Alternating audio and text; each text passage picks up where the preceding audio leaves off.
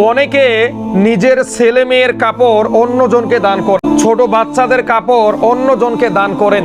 তারা এই কথাগুলো আজকে মনোযোগ দিয়ে শোনেন। কয়েকদিন আগে একটা ছোট্ট বাচ্চাকে নিয়ে দূর থেকে আমার কাছে একজন পুরুষ মানুষ এসেছেন। এসে বলছেন, হুজুর আমার বাচ্চার অসুখ সারে না, কত ডাক্তারের কাছে গেলাম, কত কবিরাজের কাছে গেলাম, কোনোভাবেই রোগ সারছে না। আমাকে তিনি হাতে পায়ে ধরে অনুরোধ করতেছে, হুজুর কোনো কিছু করেন, আমার একমাত্র ছেলে, তাকে ভালো করে দেন, যত টাকা লাগে নেন। পরে এই বিষয়টা নিয়ে খুব গভীরভাবে চিন্তা করলাম, খুব গভীরভাবে বিষয়গুলো দেখলাম। তারপরে আমি যে তথ্যটা পেলাম, এই তথ্য জানার পরে আপনারা অবাক হয়ে যাবেন। আমি দেখলাম এই ছোট্ট বাচ্চার কাপড় একজন মহিলাকে দেওয়া হয়েছিল।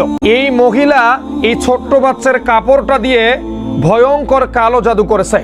এমন কালো জাদু করেছে যে এই বাচ্চাটা অল্প কিছুদিনের মধ্যেই মারা যাবে। তাহলে চিন্তা করেন তো, আপনি তো মানুষের উপকারের কথা চিন্তা করে নিজের বাচ্চার কাপড় অন্যজনকে দিয়ে দিলেন, কিন্তু সে মহিলা কি করলো?